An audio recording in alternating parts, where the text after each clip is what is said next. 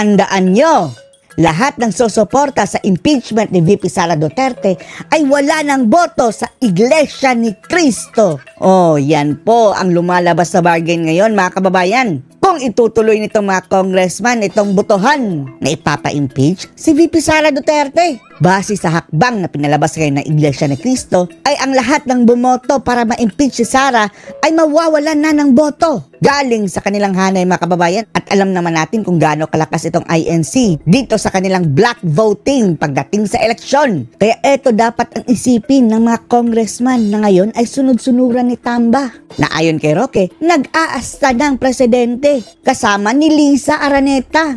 Oh, dahil ang ating presidente daw, mga kababayan, ay nagmistulan ng sunod-sunuran. Oh, nagiging inutil na daw, mga kababayan. Panoorin po natin, ha? Ano ang mangyayari sa mga kongresista na susuporta sa impeachment complaint laban kay Inday Sara Duterte?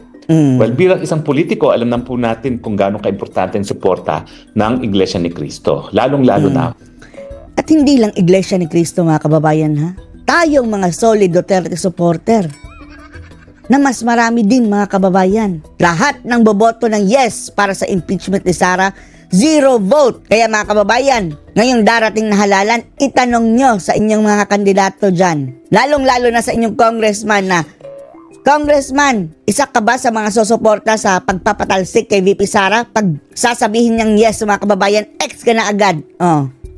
Wala kang boto sa amin, animal ka, putragis. Oh, ganyan. Ganyan nyo talaga, mga kababayan. Tanungin nyo. Sa mga tumatakbong kongresista. Kasi alam nyo, yung lamang ng kongresista sa distrito, kakaunti lang yan. At minsan, yung kaunting lamang na yan, ay nakadepende dun sa numero ng mga miyembro ng Iglesia ni Cristo. Good. Ngayon, magsasanib puwersa pang iba't ibang simbahan. So, kapag nagsabi rin iba't ibang simbahan na i-boycott ang lahat ng sumuporta sa impeachment ni Inday Sara, ibig sabihin, matatalo ang mga kongresistang yan. Buti so, kung ikaw ay kongresista, sana nga, mga kababayan, dahil may posisyon na po ang INC, mga kababayan, saka pa ba sa impeachment?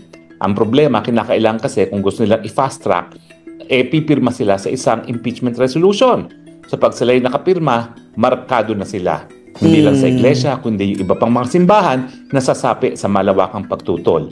Pati lahat ng mga Duterte supporters, mga kababayan. Sa pagtanggal kay VP Sara. Alam niyo itong pagtatanggal kay Inday Sara, matagal ang plano yan. Sa mulat-mula, alam nila na banta si Inday Sara. Right from the start, pinagplanuhan na nila si Sara, mga kababayan. Ako na nga yung unang-una nagsabi na talagang pinaplano na nila impeachment complaint, di ba? And yet, yan po ay pinasinungalingan ng mga liderato ng Kamara de Representante. Correct. Deny pa sila. Wala namang ganyan, walang ganyan. Ngayon, meron na. O, deny pa rin kayo. So, anong lumalabas? Ang liderato ng Kamara ay sinungaling. Oh, sinungaling. Tapos sasabihin nila, ay hindi naman kami nag-file. Pero ang ginamit ng mga ebidensya, mga kababayan, ay base doon sa kanilang investigasyon. Oh, sa Kongreso. Sa mulat-mula, talagang kinakailangan tanggalin nila yung pinakamalaking banta sa kanilang plano na Marcos forever. At hindi lang yan kanilang plano, no? Pag natanggal na si VP Sara at wala na talagang banta para maging presidente. Oh, kapag natanggal na si VP Sara, mga kababayan, wala na tayong pag-asa. Kung gusto nyo mag-people power, bahala na kayo. Mga dilawan, etong mga nagpabudol na naman, mga kababayan, pati mga makakaliwang grupo, mga kababayan, no, nagpabudol kay ngag-ngag. O pag wala ng mga Duterte, mga kababayan, kalaban na naman yan sila. Pag hihingi kayo ng tulong sa amin, bahala na kayo sa buhay nyo. Dahil kung mai-impeach si Sara Duterte, mga kababayan, tapos sa ang kanyang political career. Para saan pat lalaban kami, bahala kayo sa buhay nyo. Para mailuklok nyo sino? Si Renato Babalu? O si Natulfo? O bahala na kayo sa buhay nyo. Kami naman ang kukuha ng popcorn at manunood sa inyong awayan dyan, mga bangag na away. Isusulong po nila ang charter change. Bakit? Kasi baka maya-maya, meron na namang ibang malakas na kandidato para masigurado na si Tambaluslos ay maging pinuno ng ating gobyerno matapos ang Marcos Jr. The Junior. So yan po ang kanilang playbook. Kaya lang, nasira ang playbook nila. Dahil sa Iglesia ni Cristo. Good job, INC. Na Iglesia ni Cristo, na dati-rati naman talaga ay supporter ng mga Marcos, ay magpapatawag na malawakang rally na susuportahan si Vice President at tututulan ang pag-impeach kay BP Sara. Tapos no, yung leak na sinabi ni Maharlika doon sa fellowship ng mga bangag sa Malacanang, sinabi daw ni allegedly ni Madam Liza Araneta Marcos, based ito sa leak ni Maharlika nasabi daw ni Admiral na, ay madali lang naman yung INC Sungal-ngalan lang daw mga kababayan ng datong. Oh. Kaya nga ba? Ang yaman-yaman ng INC Kaya pa yung sungal-ngalan ng datong? Kung tatahimik man ng INC mga kababayan at hindi itutuloy ang kanilang rally, isa lang ang ibig sabihin yan. Baka binudol. Sinabihan, sige, hindi na namin itutuloy pero later on itutuloy pa rin. Humanda kayo.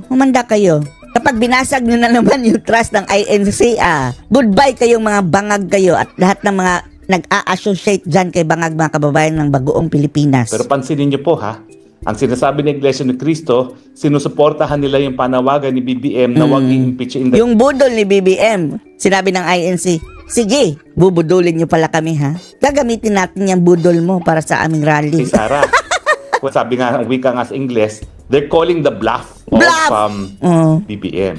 Siyempre sinasabi, hindi kasi poker face si BBM Tensyonado mga kababayan nung sinabi niya yung bluff na iyon. Alam natin tensyonado Anong indicator mga kababayan na tense na si BBM? Niwi yung ganyan. Sabi niya, ayaw niya ma-impeach si Inday Sara. Pero tignan niyo naman, anong ginagawa na. Diba? Kinabukasan ba o 2 days after? Meron ng impeachment. Sino maniniwala sa yung ngag? Kamara de Representante, anong ginagawa ng speaker? Tuloy-tuloy ang mga pambababoy na mga speakership. Speaker of the House, Bluetooth speaker is connected successfully. Ay susuway sa kagustuhan ng presidente. Kabahagi po yan ng mas malawakang plano. At kung hindi man kasama si PBBM, sigurado dyan, yan ang plano ng Liza Araneta Marcos at ng Romualdez at nagpapakita na kung talagang totoong ayaw ma-impeach ng presidente si BP Sara, ibig sabihin, naging inutil na ang presidente. Inutil! Dahil na ang suspetsya ng marami, wala sa tamang pag-iisip, ang hair follicle drug test na. ng gobyerno ay talagang itong si Liza Araneta Marcos at si Tambaluslos Martin Romualdez. So, dalawa lang po yan. Either, kung gayon mga kababayan, pagpalagay natin absuelto si Ngag-Ngag, gusto na talaga si Sara, tapos si Liza at si Tamba ang gusto ma-impeach si Sara. Ang lumalabas ngayon mga kababayan ay Iglesia ni Cristo versus Tamba and Liza. Ganyan na ba? Kung sino pa yung mga walang silbi mga kababayan no Liza hindi naman siya binoto ng bayan. Wala pong mandato yung admiral na yan, First Lady. At saka Speaker of the House na nanalo lang ng 180,000 mga kababayan doon sa plus, more or less, sa kanyang distrito sa Leyte. Naghari-harian. Binabangga ang INC dahil pinagpilitan ng dalawang ito ang kanilang gusto at ayaw sundin ang presidente nilang Ngag-Ngag. Kung mga kababayan, ipagpalagay natin na talagang sincero si BBM sa kanyang pinagsasabi. O baka nang budol na naman. Ako ang good cop, sila ang bad cop. Ako ang kuting, sila ang wolf. Ganyan siguro mga kababayan. Ewan lang natin. Good cop, bad cop lang sila, pero talagang plano nilang sirain ng tuluyan ang BP Sara Duterte or talagang nawala na ng hawak sa kapangyarihan ng presidente at binabaliwala na siya ng kanyang may bahay at ng kanyang presidential insan. Kung ganun wala kang karapatan maging presidente, hindi ka pala nakakatayo sa sarili mong paa. Kailangan mo pa ng dalawang sungay para gumana. Yan ba? Kung ganyan pala dapat sila na lang yung pinatakbo, hindi na lang ikaw. Ganun pa man, ayan na ang malaking hadlang.